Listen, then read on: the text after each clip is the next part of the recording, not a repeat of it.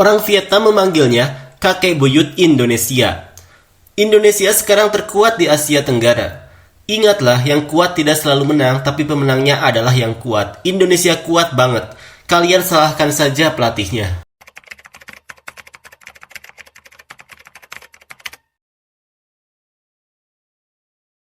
Kesuksesan timnas Indonesia di round 3 kualifikasi Piala Dunia mengundang perhatian dari orang-orang Vietnam bagaimana tidak membuat mereka terkesan dari yang dulunya Indonesia sering gagal untuk bersaing di kualifikasi Piala Dunia, bahkan tak pernah lolos sampai sejauh ini.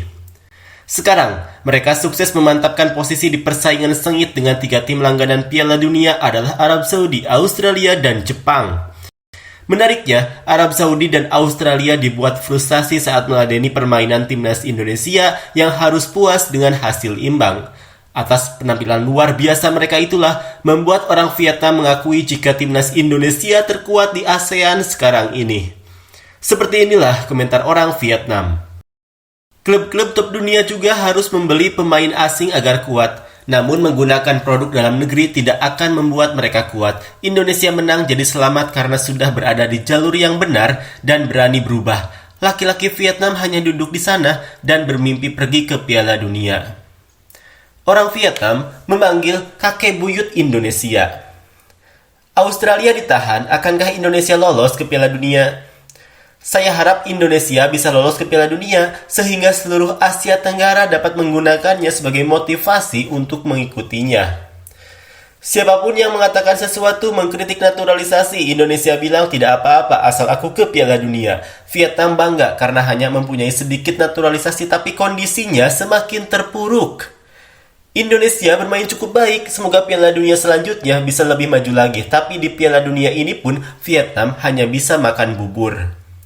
Memilih menonton pertandingan antara Indonesia dan Australia lebih baik dibandingkan menonton pertandingan antara Vietnam dan Thailand. Berusahalah sebaik mungkin, seluruh Asia Tenggara mendukung Anda. Banyak orang yang iri dan marah ke Indonesia. Mereka mengimpor pemain dengan latar belakang yang kuat. Kalau kalah harus terima, lebih baik bilang ini dan itu. Kalau tidak merekrut mereka, kita harus berusaha berubah untuk berkembang, tapi dengan cara ini kita tetap kalah dalam jangka panjang. Di Vietnam, kami harus menunggu hingga pertandingan ke-8 untuk merasakan kemenangan saking berat dan sulitnya. Park Hang-seo bahkan harus mengeluh, dalam karir kepelatihan saya tidak pernah merasa mendapatkan poin begitu sulit. Tapi itu kemenangan di hari pertama Imlek. Indonesia di 2 laga seri pertama menyamai rekor 2 poin Thailand di tahun 2018. Mewakili sepak bola Asia Tenggara yang tersisa hanyalah Indonesia. Berani berpikir seperti itu, jangan malu-malu. Pemain Indonesia pasti lebih baik dari Vietnam. Mereka lebih baik dalam berpikir kepemimpinan. Pekarangan mereka juga terlihat jauh lebih indah daripada Vietnam. Sekarang, dia mempermalukan Vietnam seperti anak kecil.